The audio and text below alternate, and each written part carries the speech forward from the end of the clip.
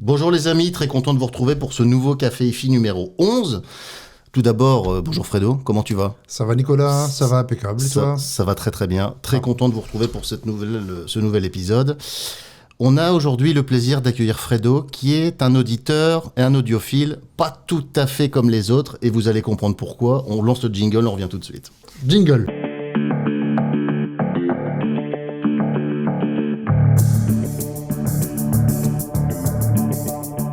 Alors aujourd'hui avec nous, nous avons Fredo. Fredo qui est client du magasin depuis maintenant quasiment... Quelques années, oui. Bientôt 6 ans, Oui, peut-être par là. 6 ans. Audiophile de très très longue date. Oui. Puisque tu as commencé à écouter de la musique à quel âge ? C'est venu vers 12-13 ans. 12-13 ans, Ouais. et tu t'es équipé à la belle époque, et tu as eu pas mal de matos, et tu m'avais dit que tu avais même bossé à un moment donné un petit peu dans la hi-fi, où tu avais eu l'occasion de proposer ça à des clients. C'est ça tout à fait. Bon, je vendais pas que de la hi-fi, mais côté hi-fi, c'était surtout du traditionnel, du basique, on va dire. Du grand public, Ouais. dans une enseigne qui faisait un peu de tout. Effectivement. Voilà, il y a quelques années. Et évidemment, un audiophile, puisque tu es monté en puissance au fil des années, Ouais. avec du matos aujourd'hui. On aura l'occasion de revenir sur ton système un peu tout à l'heure, mais toi, tu entends les choses différemment des autres audiophiles, et tu as quand même une particularité technique qu'on ne retrouve pas chez tout le monde. Est-ce que tu peux nous dévoiler laquelle ? Ouais, bien sûr, je suis malvoyant. D'accord. Donc, je suis presque aveugle. D'accord. C'est la raison pour laquelle j'utilise énormément mes oreilles. C'est un peu mes yeux, quoi. C'est un peu tes yeux. Ouais. Donc, ça veut dire que l'environnement te donne des informations. Tout à fait. Et donc, tu as une oreille qui est... tu te guides avec tes oreilles beaucoup plus qu'avec avec tes yeux par la force des choses. Tout à fait. Et donc, ça te donne une spécificité en tant qu'audiophile qui n'est pas du tout courante. Et c'est pour ça que je voulais t'avoir avec nous aujourd'hui sur le plateau. Et ça me fait franchement très plaisir. Moi aussi. Quand tu écoutes un système, comment tu choisis tes éléments, compte tenu de ce qu'on vient d'évoquer, de ta particularité ? Quels sont tes repères ? Explique-moi un peu comment tu fais. Donc en fait, mes repères, c'est surtout au niveau du cœur. Le son, tout d'abord, c'est les oreilles et après, c'est le cœur. C'est vraiment, comme on dit, si on a les poils, c'est les poils qui dressent. Là, on peut se dire, OK, on a trouvé vraiment le bon système. Et après, c'est aussi la recherche de, je dirais, ma perfection par rapport à ce que j'entends. Comme j'ai une oreille assez avertie, j'essaie vraiment de trouver la moindre vibration, etc., etc. Sur une écoute, tu es beaucoup plus focus. Tu penses que par la force des choses, qu'un auditeur lambda qui a une oreille moins aiguisée. C'est vrai que nous, en tant qu'auditeurs, on va dire traditionnels, on se met devant la chaîne, on écoute, mais après, on passe à autre chose. Toi, finalement, tu es en écoute active en permanence. Tout à fait. Par rapport au bruit de la circulation, tout à l'heure, je suis venu te chercher à la gare, par rapport aux voitures, les klaxons, les gens, les environnements, etc. Tu te bases beaucoup par rapport à tout ça. C'est des repères. C'est des repères. C'est les repères que j'ai pas avec les yeux, donc moi, c'est mes oreilles qui me repèrent, en fait. C'est tes oreilles qui te repèrent. Ouais. Au niveau du système, aujourd'hui, tu es sur un système qui est mature. Tu as vraiment un très très beau, on aura l'occasion d'en reparler d'un petit peu après. Au niveau musical, toi, qu'est-ce que tu kiffes particulièrement en termes de goût, on va dire, en termes de répertoire, un peu de tout? Alors, un peu de tout, à savoir que j'ai une bonne base métal. Ça, ça vient de mon adolescence et c'est resté un petit peu. Maintenant, je suis plus sur le jazz, tout ce qui est jazz, blues, etc. J'écoute aussi de la variété française de qualité, pas ce qu'on écoute à la radio. Après, ça n'en regarde que moi. J'aime pas trop ce qui est rap, tout ce qui est techno et compagnie. Pour moi, c'est pas trop de la musique. Mais c'est vrai que j'écoute vraiment, je passe aussi bien du classique au métal, en passant par la variété française, donc il n'y a pas de problème. J'écoute de tout. Donc c'est pour ça qu'il me fallait un système vraiment polyvalent. Ta femme également est très très très partie prenante avec ton projet, ce qui est pas très courant dans les couples, puisqu'en général c'est plutôt une technique, on va dire que c'est plutôt une discipline assez masculine, la hi-fi, ça c'est clair. Je pense que c'est pas nos auditeurs qui vont nous contredire. Toi, ta femme est très partie prenante, elle adore aussi tout ça, et elle est très très, on va dire, engagée dans le choix des produits que tu vas avoir à la maison. Oui. Et elle a décidé avec toi sur beaucoup des maillons de ta chaîne. Oui, parce que moi, je voulais aussi que ça profite à tous les deux, quoi. Comme mon épouse voit moins que moi, est pratiquement aveugle maintenant.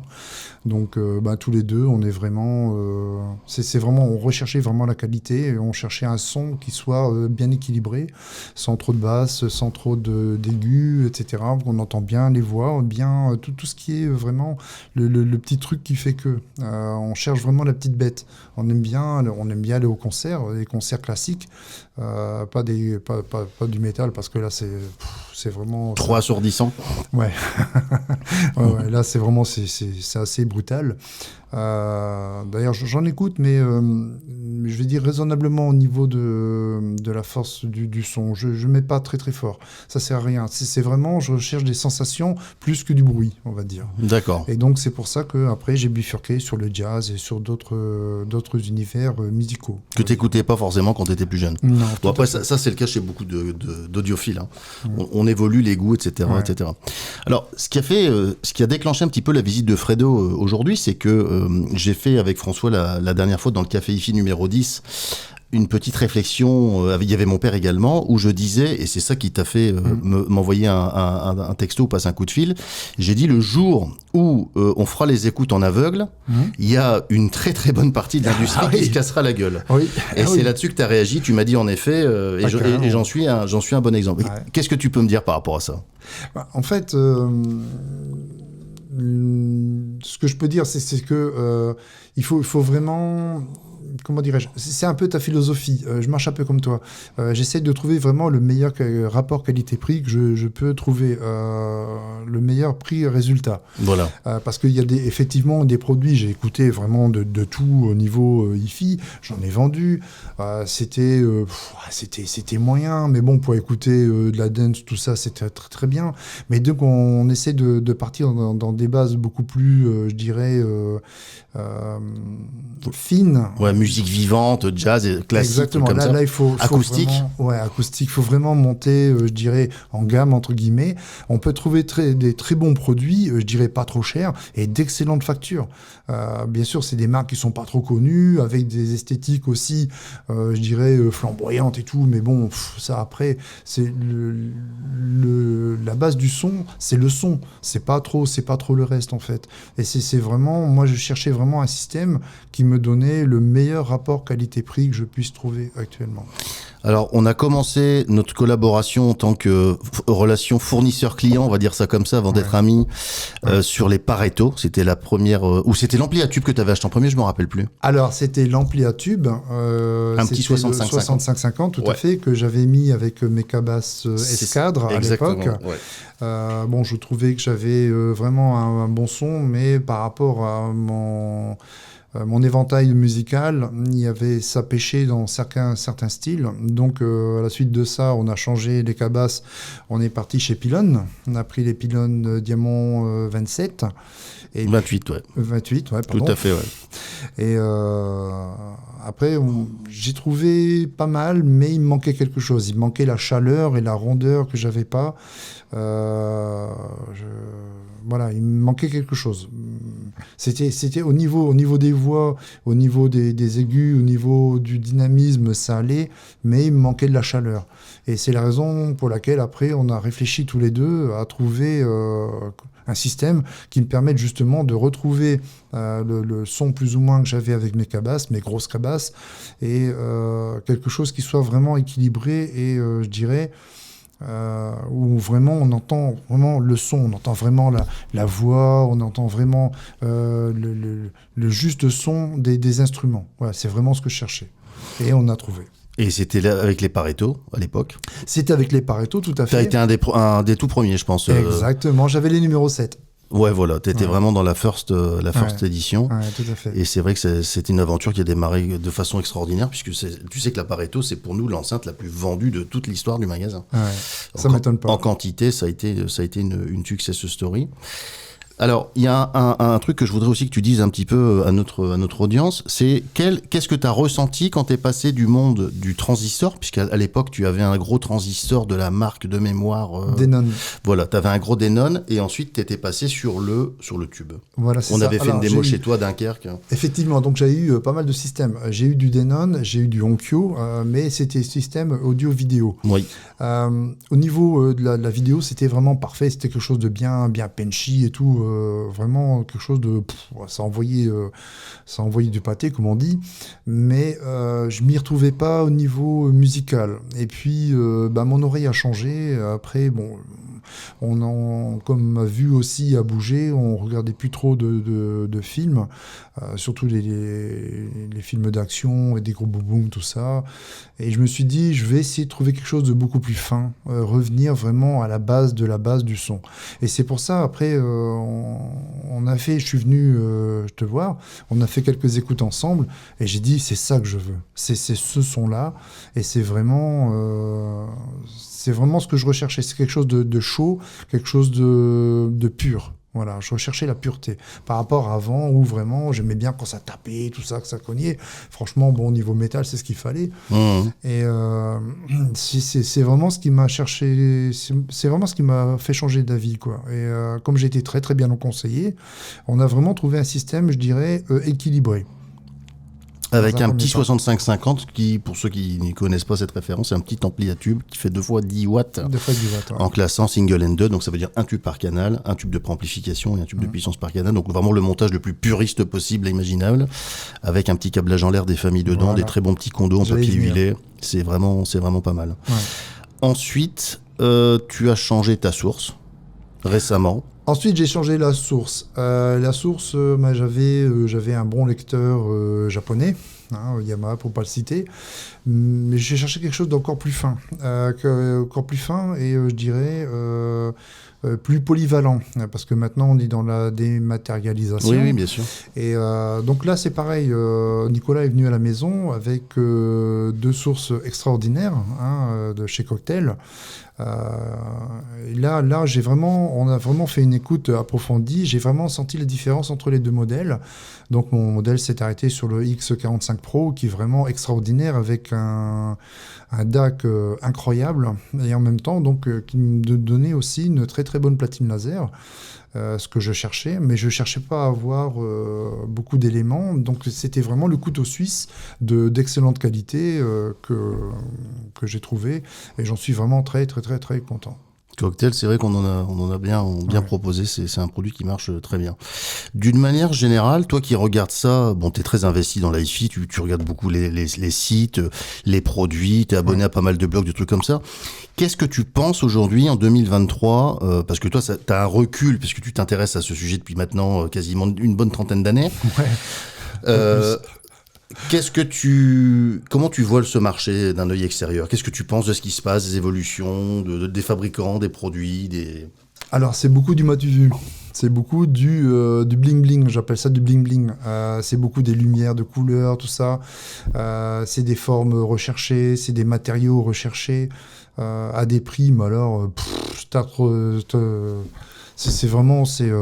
non, franchement, on s'y retrouve plus. Là, je comprends pas le marché actuel. Pourquoi ne pas revenir à des bons vieux appareils bien finis, pourquoi pas à tube ou même à transistor. Oui, bien sûr, ça marche aussi. Ça marche très très bien. Il y a vraiment des très belles choses qui se font. Mais je dirais maintenant, c'est vrai que c'est du bling-bling. Voilà, c'est ça. C'est vraiment... moi, personnellement, je suis un peu comme toi. Je m'y retrouve pas. Pas du tout.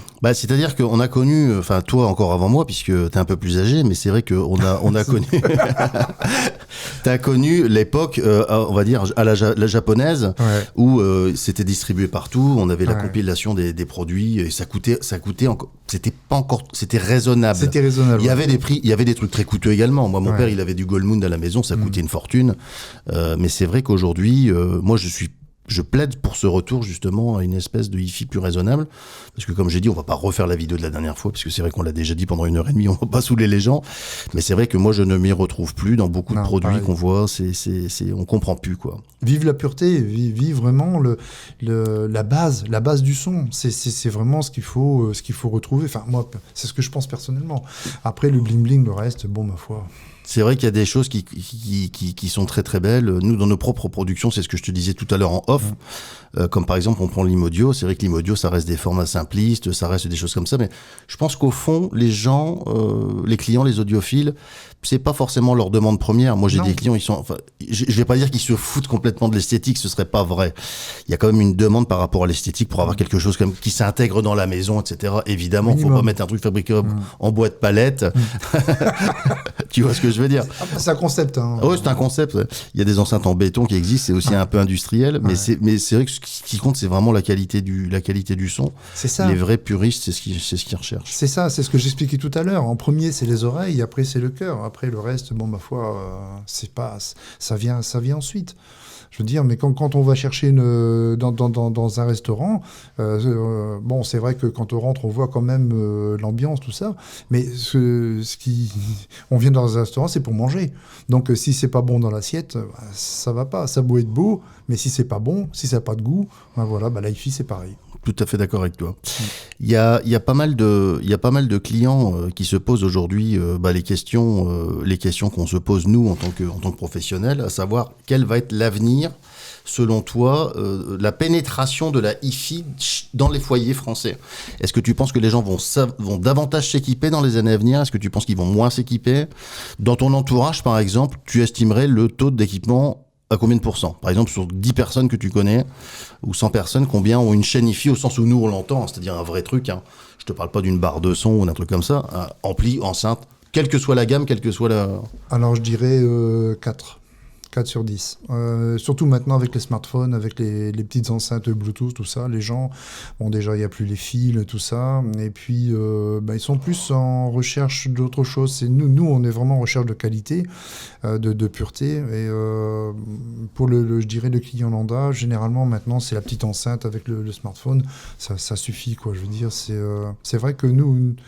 Le monde de l'hi-fi, il faut vraiment être passionné pour dire de vraiment être bien équipé. Après, voilà, c'est surtout, je dirais, de l'équipement de base que les gens vont se... Parce que bon, il y a aussi un problème de coût. Bien sûr. Ça, faut pas l'ignorer non plus. On en parle souvent. Et c'est pour ça que, encore une fois, c'est vrai, quand on voit certains produits, on se demande à qui c'est adressé. Ouais, tout à fait. C'est ça, c'est le danger. Parce que bon, après, c'est sûr, ils sortent aussi des produits, je dirais, nomades, assez bling-bling, qui coûtent la blinde et qui, ça fait boum-boum. Bon, c'est bien à côté de la piscine. Alors là, tu me fais réagir sur un truc, et je pose la question à nos auditeurs, vous pouvez le dire en commentaire, répondre à votre manière. Est-ce que tu penses que si les gens aujourd'hui ne sont pas... Parce que c'est vrai que le taux d'équipement en France en hi-fi pur et dur, il est quand même assez faible. Ouais. Enceinte, ampli, streamer, un truc qui tient la route, on n'a pas ça chez tout le monde. Il y en a, mais il n'y en a pas chez tout le monde. Donc, c'est un peu ce que je disais tout à l'heure. Le taux d'équipement, il doit être, je sais pas, peut-être, je vais dire peut-être une connerie, mais peut-être de 10-15% grand maximum. Après, c'est des barres de son, des trucs comme ça. Mais ça, je les fais pas rentrer dans notre univers. Qu'est-ce qui fait que ces gens-là, selon toi, sont pas encore équipés? Est-ce que c'est une question purement d'argent? Est-ce que pour eux, ils estiment que c'est un problème financier? Est-ce que c'est parce qu'ils n'ont pas connaissance, tout simplement, que ça existe, et puis comme ils connaissent pas, ils en ont pas besoin, parce qu'ils en ont pas envie, parce qu'ils n'ont jamais entendu parler de ça? Ou comment t'expliques ça, toi, selon toi? Pourquoi tout le monde n'a pas une chaîne comme Fredo à la maison? En voilà une question qu'elle est bonne. Ah ouais. En fait, les gens, bon, c'est une culture. Il y a la culture du son aussi. C'est peut-être ça aussi. C'est parce que bon, maintenant, ça fait de la musique, ça fait boum boum, on est content. Voilà, ils cherchent pas à comprendre, quoi. Ils cherchent pas à aller plus loin. Après, c'est sûr que c'est un peu dommage parce que des fois, on se ramène, ça prend la tête et tout. C'est des boum boum boum boum boum. J'en ai beaucoup là-dessus parce que maintenant, on met beaucoup de caissons. Quand on a toutes les enchaînes Bluetooth, maintenant, et des basses. Et moi, une fois, il y a un pote qui est venu à la maison, il m'a vexé, il dit « Waouh, t'as des bonnes basses et tout !» Mais il n'y a pas que ça. Il n'y a pas que ça. C'est une question d'éducation, je dirais. Il faut éduquer les gens, il faut éduquer leurs oreilles. Et je pense que si on arrive à faire ça, on peut aussi les faire après bifurquer sur des choses, je dirais, meilleures. Quand tu étais beaucoup plus jeune enfant, on écoutait de la musique chez toi? Tes parents avaient un système déjà? Oui, ils avaient une chaîne compacte. Enfin, il y avait tout. Tout dans la chaîne, il y avait la platine cassette. Ouais, bah oui, à l'époque, oui. Ouais. Il y avait le vinyle, il y avait le tuner et tout. C'était vraiment un grand machin comme ça. Tout. Et c'était marrant, c'était mes premières écoutes, je dirais. Et avec, je dirais des enceintes classiques. C'était des 3 voix, si mes souvenirs sont bons. Ça se faisait beaucoup à l'époque, ça faisait beaucoup. En moniteur. Ouais, tout à fait. Et franchement, c'était vraiment sympa, quoi.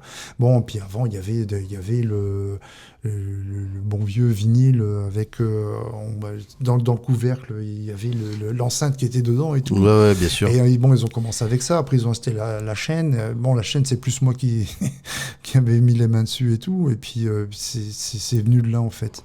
Et aussi, c'est aussi le fait de ne pas voir. Donc j'écoutais énormément, et c'est ça aussi qui m'a amené de passion. De toute façon, quand on n'a pas les yeux, on a le reste, et on l'exploite au mieux. C'est certain. En support, tu as connu donc toi la cassette, le vinyle bien entendu, le CD. Ouais. Est-ce que tu peux nous expliquer un petit peu quel a été ton ressenti, comment tu as vu les choses quand tu es passé à la musique dématérialisée? D'ailleurs, pourquoi tu as voulu te mettre à la musique dématérialisée? Question de place. Est-ce que tu t'y es retrouvé au niveau de la qualité du son? Et dernière question, pour les clients qui ont toujours une petite, appréhension, des clients qui disent « Oh, j'ai mes CD, ça va être c'est compliqué, c'est l'informatique. » Comment tu l'as vécu ce truc-là? Parce que t'es pas forcément informaticien en chef, t'as pas de connaissances particulières, on va dire. Tu sais te servir d'un ordinateur comme tout le monde, voilà, mais rien de plus. Non. Comment tu l'as vécu, ce passage au dématérialisé, sur ces aspects-là? Alors, j'ai eu peur de perdre en qualité, ça c'est sûr. J'ai cherché vraiment la petite bête, comme j'ai dit tout à l'heure. Et ça, franchement, ça me faisait peur, parce que je me suis dit, ça c'est bien dématérialisé, mais c'est du compressé, tout ça, bof. Et puis, petit à petit, moi, voilà, en achetant le cocktail, c'est là où tu m'as prouvé vraiment que maintenant, c'était vraiment au point. À la base, j'étais, pour pas les citer, chez Deezer. J'étais chez Deezer en premium. C'était pas mal. Après, je me suis dit, mais apparemment, j'avais lu que Qobuz, il serait quand même beaucoup plus fin et meilleur. Donc, je me suis dit, why not? Après, il y a une question de coût. Qobuz est quand même plus cher que Deezer. Et je me suis dit, bon, si ça fait le job, pourquoi pas? Et effectivement, j'ai fait des essais chez Qobuz. Là, j'ai tout comparé.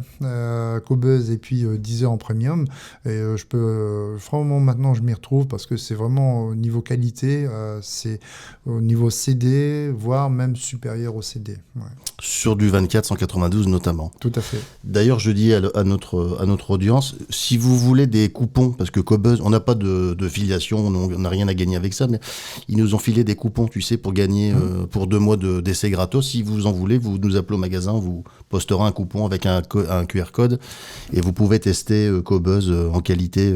Nous, c'est ce qu'on utilise aussi. Je fais de la pub un petit peu quand même pour eux, parce que moi, c'est un produit que j'utilise au quotidien et que j'aime bien, que j'utilise à titre perso. Et c'est vrai qu'on a du 1644 et pour monter encore un peu en gamme, du 24-192, ce que la plupart des DAC aujourd'hui peuvent décoder sans problème. Bon, ça va pas jusqu'au DSD, puisque de toute façon, ça, personne de DSD en streaming aujourd'hui quasiment.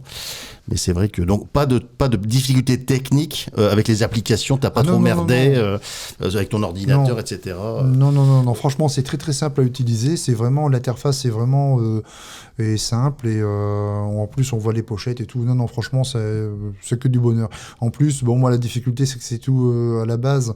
Le mode d'emploi est tout en anglais. Bon, je parle pas un mot anglais, mais comme je suis curieux de nature, j'aime bien mettre les mains un peu partout. Et puis, j'ai trouvé très facilement. C'est assez tu sais t'en servir intuitif. Comme il faut. Ouais, sans problème. Sans problème. Est-ce que tu voulais me poser éventuellement 2 questions sur des sujets qui t'intéressent aujourd'hui, autant en termes de hi-fi, en termes de progression potentielle de ton dispositif ou quoi que ce soit? Moi, j'ai atteint ma perfection. T'as atteint ta perfection. Oui, grâce à toi. De toute façon, maintenant, j'ai vraiment, là, je touche plus à rien parce que j'atteins vraiment là où je voulais venir depuis le début, je dirais. Même des fois, je me suis dit, bon, c'était aussi une question de moyens, mais pourquoi j'ai pas eu ça avant ? Tout simplement, parce que bon, comme on était des amplis à lampe, tout ça, bon, c'est pas d'aujourd'hui, c'est une vieille technologie. Et franchement, c'est maintenant, ouais, j'ai vraiment ce qu'il faut. Ouais. Alors, est-ce que tu peux décrire à notre audience l'intégralité de ton système en partant de la source aux enceintes ?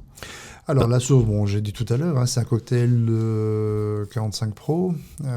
Ensuite, au niveau ampli, j'ai un 221 signatures.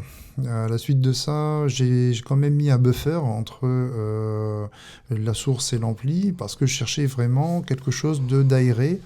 Et l'avantage du buffer, c'est que c'est comme, on va dire, comme une préamplification, mais ça remet vraiment les instruments là où ils doivent être. Il y a une scène sonore extraordinaire qui est produite grâce à ça.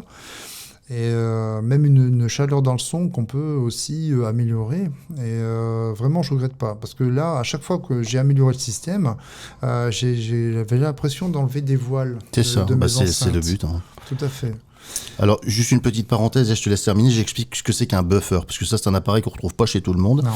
Un buffer, c'est un appareil qui est en général à tube, qui va se positionner, si vous voulez, entre la source, donc admettons un streamer, et un ampli de puissance. On pourrait dire que ça va être une adaptation d'impédance entre la source et l'amplificateur qui va jouer le rôle quasiment d'un préamplificateur sans contrôle de volume, puisque le contrôle de volume sera géré directement par l'ampli intégré derrière, ou éventuellement l'ampli de puissance avec un contrôle de volume. Et ça va permettre donc de donner une aération, un détourage, une holographie, hein, c'est ce que tu avais ressenti au niveau de l'écoute, qui donne les qualités d'une écoute en éléments séparés. Donc si jamais vous avez un intégré et que vous souhaitez passer à une qualité supérieure, vous pouvez tout à fait, ça on en parle très très peu, mais c'est possible aussi, mettre un buffer, ce qu'on appelle un buffer, entre votre source et votre amplificateur. Ouais, tout à fait. Je te rends la parole. Donc, t'en étais à l'amplificateur. Donc, j'en étais à l'ampli. Donc, on a la source, on a l'ampli, on a le buffer. Ensuite, il y a les enceintes. Hein, les enceintes, bon, j'ai la chance d'avoir les enceintes EXA, tout à fait, qui est un produit, mais alors vraiment extraordinaire. C'est vraiment l'aboutissement de ce que j'ai entendu jusque-là. J'ai jamais entendu rien mieux. Je veux pas dire, c'est pas pour dire de me la péter ou quoi, mais franchement, au niveau finesse de son, au niveau de la conception, au niveau du ressenti, c'est vraiment, ça dépasse tout. Franchement, ça dépasse tout ce que j'ai entendu, tout ce que j'ai eu à la maison. Et là, j'ai pas vraiment de mots pour dire vraiment mon taux de satisfaction par rapport à ça. À savoir que c'est vraiment, ça suit la même technologie au niveau des composants, au niveau, c'est du câblage en l'air, c'est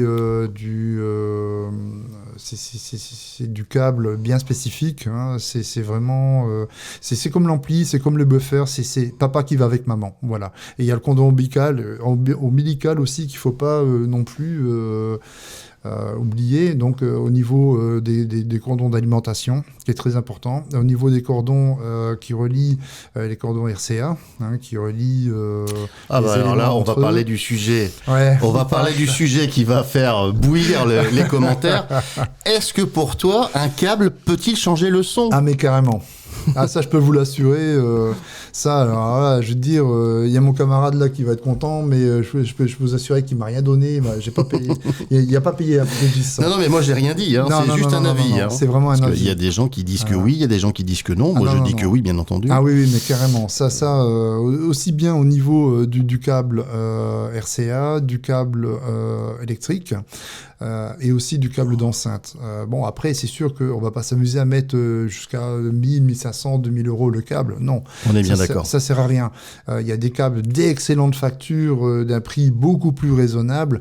Et je peux vous assurer qu'à chaque fois que j'ai changé un câble, à chaque fois, c'est pareil. C'est comme avec le buffer. On enlève un petit voile. On gagne en résolution. Exactement, tout à fait. C'est un maillon comme un autre. Et n'en déplaise à certains qui veulent des mesures, qui veulent des trucs comme ça. Ah ouais, non. Moi, la mesure, c'est mes oreilles, si tu veux. Voilà, c'est ça. Moi, c'est ce que je dis depuis le début. C'est ce que je dis. Si moi, tu me mets une Carmélite et une Heineken, je vais trouver de la quête. Non, mais tu comprends, j'ai pas besoin de lire l'étiquette.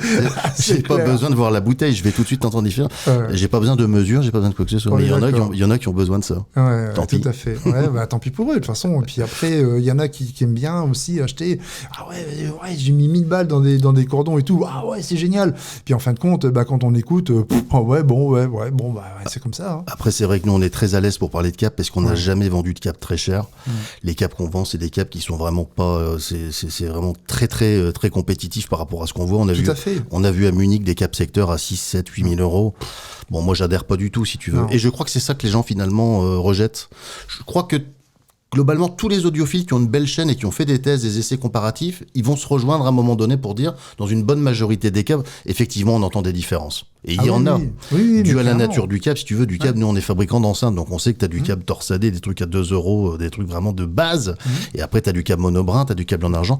Il se passe pas la même chose. Non. C'est pas le même transfert. D'ailleurs, il suffit d'aller voir, vous allez sur Wikipédia, vous tapez conductivité métaux, il y a des métaux qui sont plus conductifs que d'autres. Donc, il se passe quelque chose dans le câble et ça se ressent au niveau des fréquences, ça se ressent au niveau de tout ça. Ouais, carrément. Après, c'est du fine-tuning, c'est ce que j'ai dit, c'est ce que je dis toujours aux gens. Ça fait jamais le jour et la nuit, mais c'est des petites améliorations de quelques pourcents. Moi, c'est ce que j'ai constaté sur mon système et chez les clients depuis des années maintenant. Mais carrément. Et petit, ça fait un gros. Mais je suis pas à l'aise avec le câble parce que c'est vrai que c'est un truc qui est très.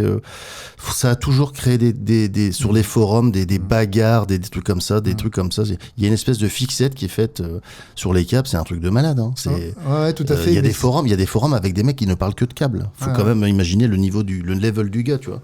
Le mec, il crée un forum câble. Après, il faut se dire une chose, c'est que quand on écoute de la musique, on écoute de la musique, on n'écoute pas du matériel. Après, on s'en fout du matériel. Même si c'est un truc qui a coûté, je dirais 1000, 2000 euros, si on est satisfait, comme je disais tout à l'heure, c'est une question de sensation. Si on a les poils, c'est bon. On n'a pas besoin de plus. On s'en fout. Voilà. Du moment qu'on est vraiment satisfait du son qu'on a à la maison, après, on peut toujours upgrader, on peut toujours améliorer, chose que j'ai faite petit à petit. J'ai pas tout acheté en même temps. Tu as filtré ton secteur aussi ? Oui, aussi. Voilà, ça, qu'est-ce que tu avais ressenti comme différence quand tu avais filtré ton secteur ? Pareil, on enlève un voile. On gagne encore en pureté. Donc là, j'ai vraiment la quintessence de ce qu'on peut trouver, je dirais, actuellement dans le budget que j'avais mis à la base.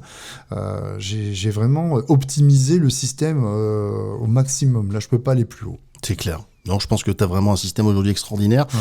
Alors, pour info, les enceintes dont parle Fredo, ce sont les Quelis Exa, donc qui sont des produits maison QDS. C'est un produit qui a été prototypé, qui sera probablement lancé en série dans les mois qui viennent. Et toi, tu as eu le premier modèle, le modèle unique. Donc, c'est une enceinte Exa, puisque hexagonale. On mettra une photo ici en incrustation sur le fond vert. Et qui est une enceinte, pour la première fois de l'histoire Quelis Audio, une enceinte 3 voix, avec ce qu'on appelle une charge isobarique à l'intérieur. C'est-à-dire que vous avez le tweeter et le médium qui sont en façade, et vous avez un boomer à l'intérieur, avec toute une caisse de résonance. Ça, mon père pourra en parler beaucoup mieux, puisque c'est lui qui l'a conçu, fabriqué et fine-tuné, on va dire. Ouais. Bah écoute Fredo, c'était le mot de la fin. J'ai été très content de te recevoir. Moi aussi, ça fait plaisir. Et puis, je te dis à très bientôt. Ouais, plaisir. À bientôt les amis. N'hésitez pas à télécharger le petit bouquin en téléchargement libre. Donc c'est un PDF évidemment. Ça c'est pareil, c'était tiré des vidéos. Tu te rappelles que j'avais fait au tout début quand j'étais dans ma bagnole. Et donc c'est un petit bouquin en téléchargement gratuit de 200-250 pages, je sais plus. N'hésitez pas à vous abonner également. À mettre des commentaires si vous avez des questions. Et puis on essaiera d'y répondre dans les prochains Café IFI. Merci de votre attention, à très bientôt. Merci à tous.